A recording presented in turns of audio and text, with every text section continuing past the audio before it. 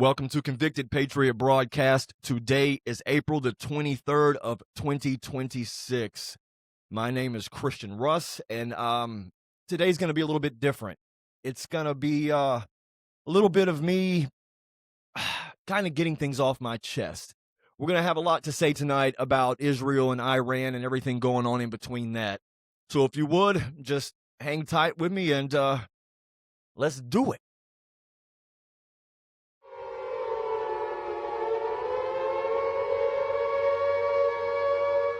Welcome to Convicted Patriot Broadcast, your source for real information with no punches held and no apologies issued.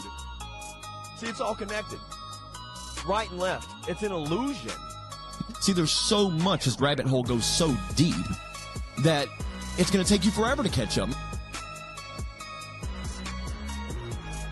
And this is, quite frankly, a war for our very souls. I want us all to pray for our country in the direction we are headed. God bless you all, and God bless America.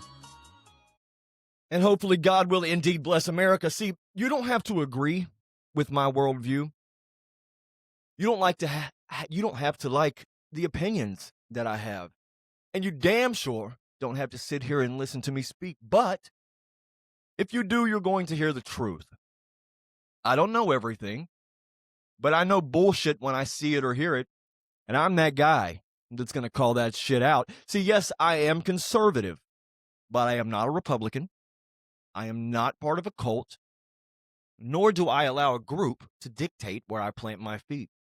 I am, and always have been, the asshole. But only because I don't lie to protect anyone's feelings. Sure, there's a way to say things in a respectful manner, but that doesn't mean that I have to make you feel good by giving you misleading information or telling an outright lie. I don't like liars, and I don't like people who try to insult my intelligence because of the way I look, or the way I appear, or the politics that I get behind. For the life of me, I'll never understand how a group of people that can't define what a woman is because they fear they'll neglect the little feelers of the trans community, which is an outright insane asylum within itself, but how someone like that can call me stupid. And it's not just them.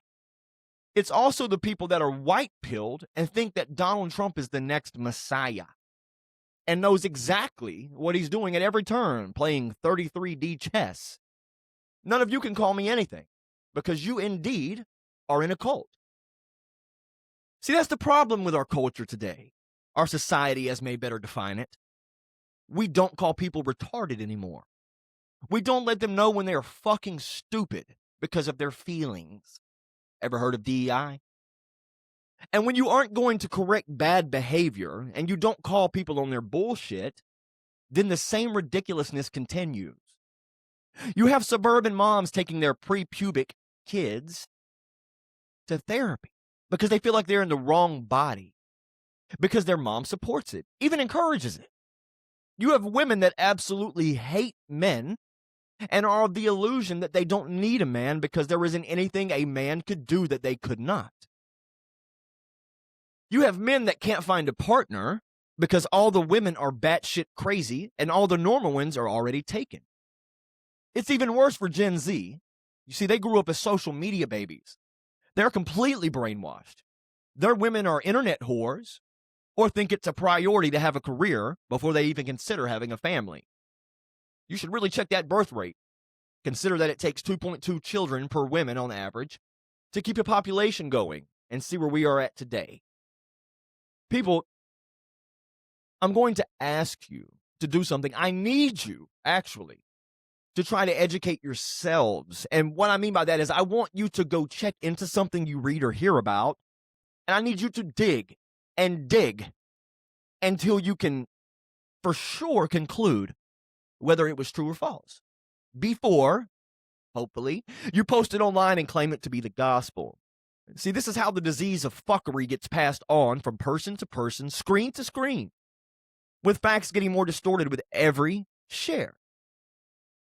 You people that are mad at me about how I view Israel and the chokehold it has on my country, well, I'll never see it from your point of view. See, God kept his word with Joshua leading them Joshua even said it when they got to the promised land. All has come to pass. The Israelites did indeed inherit the promised land, modern day Palestine. Jesus' last words were, "It is finished," on the cross, reflecting on the Old Testament prophecy being complete, being fulfilled.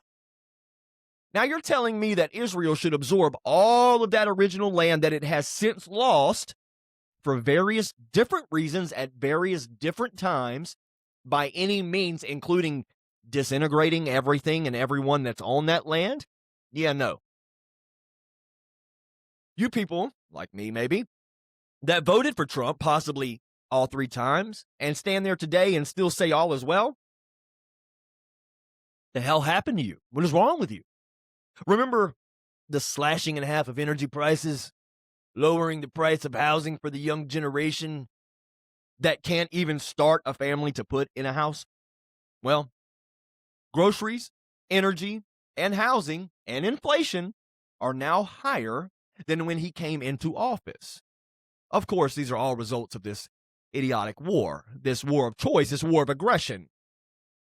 Remember the ending of the Ukraine war in 24 hours?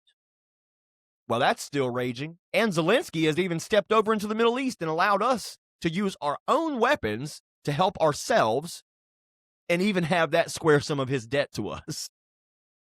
What about draining the swamp and arresting every member of the deep state? Well, we've hardly seen any movement at all in that direction. And what we did see was a fucking joke. And no one ended up paying the piper for a damn thing. Comey, Big Tish, chilling at home right now, probably still screwing people over in some way as we speak, even after everything they did to Trump in the last decade. Hell, especially the run-up to the 2024 election. And he isn't doing anything? Like when people were saying he was going to get in office and go after his opponents, that literally blew chunks out of his reputation with 90-plus felonies, felony charges, lawsuits pertaining to sexual misconduct and smear campaign after smear campaign. And I'm sure even the few nut jobs out there, they just hate him because they're told to. When we thought that he could possibly get his face back from that, shit, most of us were like, hell yeah, man. Burn that corrupt system down and save us from this succubus of a system that drains us of finances and plans to eventually enslave us through debt and possibly a dystopian fascist-type matrix.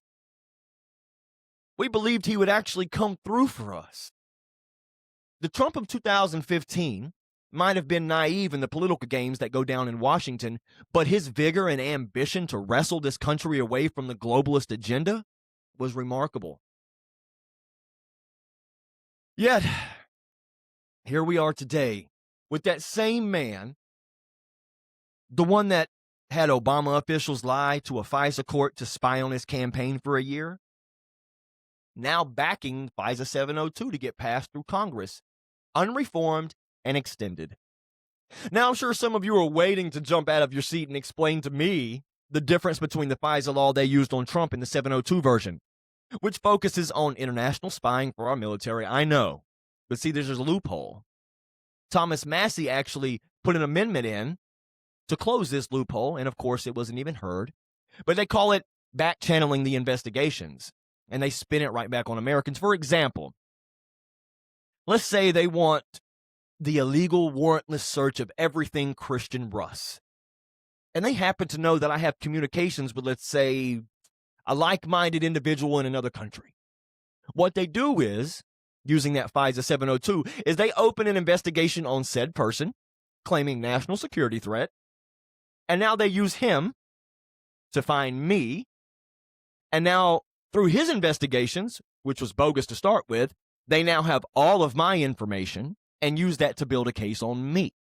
Even if there is nothing to build, they still get more information that they never would have had regardless about everything I say and do and type and read and search and text and all the locations I frequent, etc. That's how this will be used from now on. It's disgusting. But hey, I suppose we should have learned from Obama. Remember? He promised he was going to get rid of the Patriot Act, shred it up. And we all know that he has indeed gotten the border secure, Trump that is, and that I can't argue. And I 100% am thrilled about that. Talk about national security threat. I'm also super thankful that the normalcy pendulum swung back with his winning the election to the common sense side. We've removed a lot of bullshit policies like DEI, men and women's sports, things of that such. But what else? The stock market's up? Well, I suppose that's good, mostly for the rich and the ownership class. I mean, how many average Americans have life-changing money in the stock market to begin with? Hell, the average first-time homeowner right now is 40-plus years old. And let me tell you a little secret. Almost every president sets records with the stock market during their terms because we live in an inflation economy and the prices of everything continues to rise all the time. So that's only a natural side effect, you see. I didn't like Biden at all. He's never done anything remarkable in his career, unless you consider the 100-to-1 ratio of the crack cocaine law worth talking about, where a shit ton of people are still rotting in prison today for a few grams of crack they got caught with back in the 80s. But when he came into office, the lockdowns and the $6 trillion influx of money into our economy absolutely sodomized the value of our currency. But Biden, he didn't fall for Bibi's attempts to get him to run into Iran. Neither did the racist, homosexual foreign president we had, Barry Soetoro, a.k.a. Barack Obama. To be fair, though, they didn't escape Israel altogether, if we're going to call balls and strikes, like I claim. Obama still hit Syria and Libya for them, and Biden funded, armed, and backed the invasion and genocide and decimation of Gaza. Hell, Bibi was in the Situation Room, sitting in Trump's chair telling him what to do, while his entire cabinet was telling him not to do it. They literally let Trump know, and this comes from so many sources, they literally let Trump know that Bibi does this to every American president, and Trump still took the bait. It's no surprise, though. It won't be long until it's illegal to even speak about that particular ethno-religion in America. Over 40 countries have already passed anti-Semitic laws. They have them in place. And recently, Ukraine has made it punishable up to 8 years in prison to speak out against the country of Israel. While I'm calling out multiple presidents of my country, let me continue in that vein by speaking about Ronald Reagan. You know, he is regarded as one of the most prominent Republican presidents by many people on the right today and the left. And most of them are very fond of him, regardless of all the screw-ups and shady deals like the Iran-Contra affair. He was at least considered a real man in more ways than one, and one of his best characteristics was he admitted when he was wrong, and he changed course. For example, when he invaded Lebanon, because Israel needed him to, he also pulled out of Lebanon when the Marines were attacked and murdered. And I'm going to paraphrase because I don't have the exact quote in front of me, but you can look it up. But he said something around the lines of, I fundamentally underestimated the irrationality of Middle Eastern politics. Something like that. And you see, let's look at this without bias, okay? Let's just state the facts. Before this conflict started, we have to call it a conflict because unless Congress declares war, it's not a war. But anyway, before this conflict started, the Strait of Hormuz, which essentially 26% of the world's energy flows through, and 20%, a fifth and a quarter, of the world's LNG, liquefied natural gas, it was open, and it was controlled by the United States and Oman. Why do you think we had all of those bases scattered around the region? Other than to protect Israel, of course, we were also there to control the strait. And speaking of bases, all of them were open and functional. And we had pretty lucrative relationships with quite a few allies in the Middle East. You realize we said we needed to stop them from ever creating a nuclear weapon And we need a regime change to ensure the safety of everyone worldwide, or in Israel at least. The Trump administration and his very own director of national intelligence came out before this and stated that Iran had no nukes and were of no imminent threat to the United States. Well, now that Trump ate the bullshit that Netanyahu fed him and said assuredly that it will be weeks, not months, that this would take, it's been months indeed with no end in sight. Iran is now landed quite cushy in the position where they will eventually, at this rate, be a world power if they remain in control of the strait, where before they never even had a chance of doing so. See, Iran is charging $2 million a vessel right now that is going through the strait and said they intend to continue to do so indefinitely. Whenever they decide to stop holding, a quarter of the world's energy hostage, that is. See, yes, it's true that we have destroyed their Navy and Air Force. But that wasn't really much to begin with. And that was not even the point or the issue in the first place. Now we have set them almost assuredly into a frenzy to obtain nuclear capabilities via weaponry, because it's clear what happens when you don't have a nuclear weapon. Another country, maybe larger, maybe smaller, that does have nukes can come in and finesse regime change as they wish. Why do you think no one fucks with North Korea? What happened when Gaddafi gave his nukes up? Oh yeah, he was sodomized in public on a truck with a bayonet. So yeah, the whole point that was supposedly to have them refrain from nukes is probably going to be the reason that they have absolutely pursuit of one now. Let's not forget that all of our allies and business partners in the Middle East are super pissed because the arrangement we had with them was business for protection. And we haven't stood on our end of the deal. And all of our bases are destroyed. So we look pretty weak in that aspect, supposedly being the world's superhero archetype. And we also have Trump making big threats and thankfully never seeing them through. And I say thankfully because wiping out a whole civilization is simply wrong by any means, and no matter how you look at it. Not to mention the whole "we gotta save civilians" excuse. By the way, most of those protesters, remember, that were slaughtered, supposedly, were Kurds and other Mossad assets that were sent in to agitate and instigate, just like they previously did in Syria with the overthrow of Assad. And the numbers that were stated by the mainstream media, Trump, Fox News, whatever, were between 30 and 50,000 dead protesters. Those were absolutely inflated. The real numbers can only be proven from somewhere from 3,000 to 6,000. Not that that justifies it, but still the extreme exaggeration to play on your emotions to get you to back this. Don't you think that if over a 2 or 3 day period, there were between 30 to 50,000 dead bodies in the streets of Iran, that there would be pictures or videos of such a thing? Where are all those bodies at? See, Trump yesterday indefinitely stretched the ceasefire out with Iran. But Iran has said the same thing over and over. What ceasefire?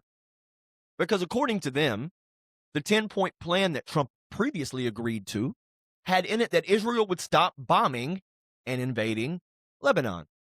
That's never stopped. So as far as Iran is concerned, there's no ceasefire happening.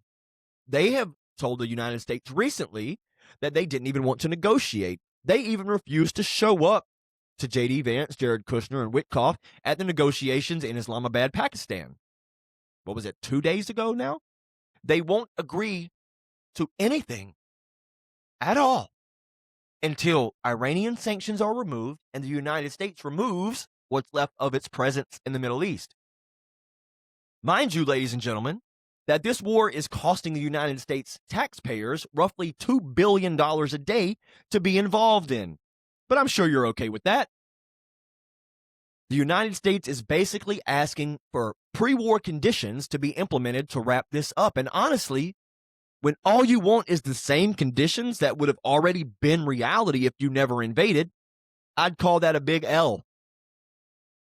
Trump is hoping that the financial strain that the United States blockade is causing Iran will be enough to break them, and Iran is hoping that the flailing poll numbers and civilian unrest within the states, with gas prices and everything else flying through the sky, and war and death in general, for a foreign country in the least, will be enough to break the United States. I totally understand that Iran is a huge funder of terrorism in the Middle East, but do you understand that 95% of the terrorists in that area were created to push back against Israel? And that we are hated by these people simply because of our undying support of a country that took their land and kills their people. Look at the West Bank settlers and how they are doing the Christian Arabs that live there. Go on X and look at any video of that and how they are treated. While you're at it, look up these groups, and I may kill the pronunciation, so bear with me. Haganah, Ergun, Sterngang, and Lehi. Those are all Israeli terrorist groups, or AKA paramilitary groups, that were created to kill Palestinians and create the country of Israel that we see today. What is my main ordeal with Israel? Let me put this in the best way I know to. They have an enormous amount of lobbying power in the United States and an enormous amount of representation in our highest levels of government that lobbies our politicians to fight wars in the Middle East for Israel under the guise of United States national security issues. Tel Aviv is the homosexual capital of the Middle East, and they even hold annual pride parades in the actual Holy Land. Since 2014, there have been over 60 child sexual offenders that have left the United States, fled to Israel, where they are then protected from the extradition back to the States to face these charges. And over 100 rabbis, teachers, and other public positions that were held by people of various countries did the same.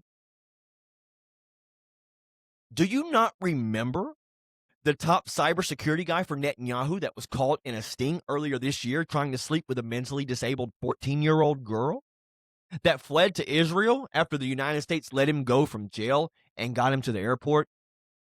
Of course, Israel is playing dumb now and denying that it ever happened. See, since 1952, there was this thing called the Statute of Return, and it's even implemented today. The process you have to practice is called aliyah, and that means you or anybody else that goes to a rabbi and converts to Judaism can then get dual citizenship, passport, and residence in Israel and go to Israel to live. They even subsidize you for a point of time until you get on your feet. That's how all these Europeans and everybody else from all these other countries that are not Semites, not kin to Abraham or David or Solomon, not the original bloodline of Jesus or any other Jewish group that come from the Bible. That's how they got there. And that's how they trick you into saying you should back me, even though they have no claim or right to be where they are, other than the fact that they converted to Judaism. And then, of course, you got, well, this brings me to my last part of my rant. And this is personal to me because I am a Christian that comes from a Christian family and grew up with Christian values instilled in me. American Christians are the last large group, in fact, in the last country, honestly, that supports Israel money-wise. I can read you quote after quote of the Jewish literature that they study and are brought up on that compels them to hate Christians and Muslims to their very core. You see, all non-Jews are considered goyim by them, which translates to cattle, or simply hunks of meat they believe are here to serve them, God's chosen people and all. Their depiction of Jesus Christ alone should shatter what you believe about a Judeo-Christian anything. The Talmud, chapter and verse Gittin 57a, it states that Jesus Christ is boiling in shit and piss in hell for all eternity. It repeatedly speaks terribly of Goyim, you and I, all non-Jews, and how they can use us to their advantage, lie to us, steal from us, and have sex with our children. And if you don't believe me, then simply look this up for yourself. I promise you, you're going to be shocked and hopefully disgusted. Just this week, there were IDF soldiers that ripped down a statue of Jesus in Lebanon and smashed his face with a sledgehammer. That you, the American taxpayer, paid for. That's right. The United States pays for the entirety of the IDF's existence, from weapons and ammo to clothes and food and training and housing. Yes, the Israeli government did make a statement about how ashamed they were of this and how they'll be jailed or whatever. But please believe that only went down like that because this went viral. Why do I say that? Well, because an entire community that were Christians were murdered in Gaza. Christian churches were bombed repeatedly, in some cases, double tap bombed in Gaza. A mother and a daughter that were attending Christian church in the courtyard were shot and killed by an IDF sniper. A Christian priest was killed in Lebanon 2 weeks ago, and there is even footage of an IDF tank blowing the cross off the top of a Christian church. It literally took the time to stop, aim at the cross, and shoot it on the church. And not a soul has been punished. Can you imagine if any of those things were inverted from Jews attacking Christians to Christians attacking Jews? Hell, you can't even call Jews out on obvious crimes without the world coming down on your head.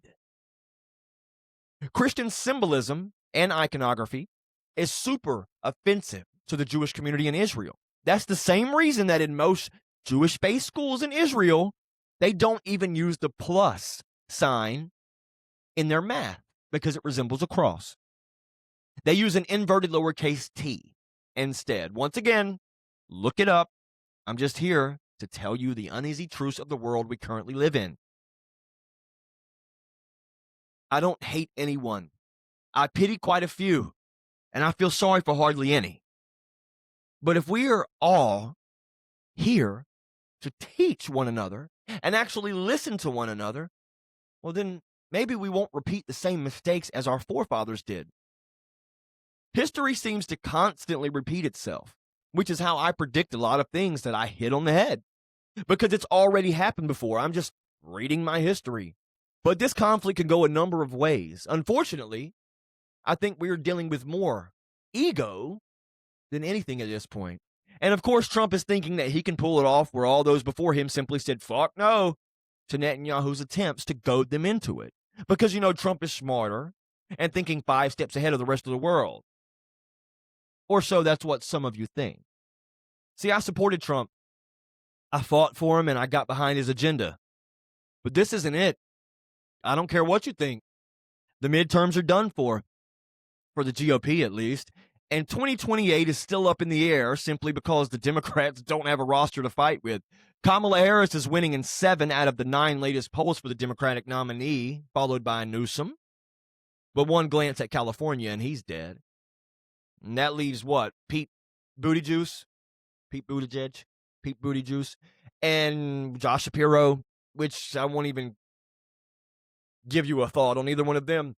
And on the right, it's more than likely going to be Vance, which no one can quite figure out. But he is funded by a giant transhumanist Zionist, Peter Thiel, and Marco Rubio, who is a neocon hell-bent on going into Cuba. I just wish all of you out there would see that there isn't a two-party system in reality. It's all of them together behind the curtain, going to the same parties and events, shaking the same hands and taking money from the same lobbyist. Same agenda, just different paths to get to it. For example, population control, okay?